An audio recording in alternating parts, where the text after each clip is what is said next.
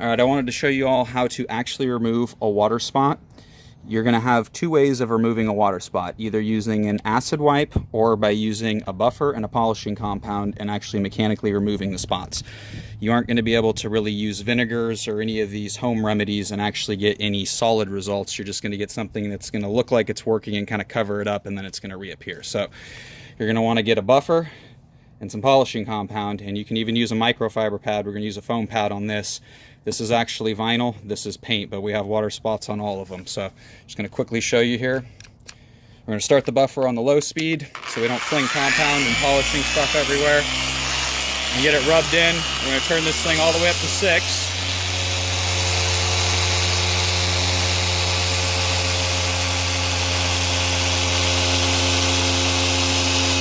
And you're going to go real slow, and then you're going to make a hashtagging effect.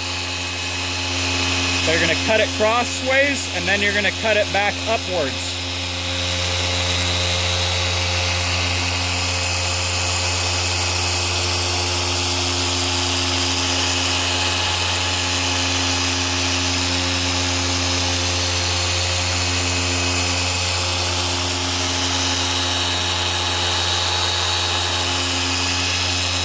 And then we're going to drop speed to half of what you started cutting at. So this will be 3 on this one.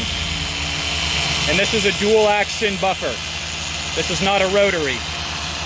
Rotary spins in one direction only. Dual action oscillates across a bigger surface, avoids burning and anything else, much user friendly.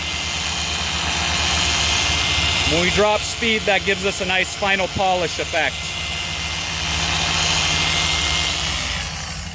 Now you're going to take a microfiber and you're going to wipe the polishing compounds off. And you're going to have to do this a few different times until you get full removal. We got probably 90% of the water spot actually off. We have a couple of little spots back here. So now we would just start it back up and we would just repeat process until it's all gone.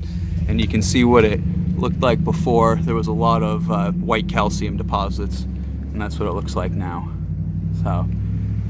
So polishing compound and acid wipes are your friends when removing water spots. Waxes, silicones, all just cover it up. And then it'll return when you wash the car a few different times. So thank you all for watching.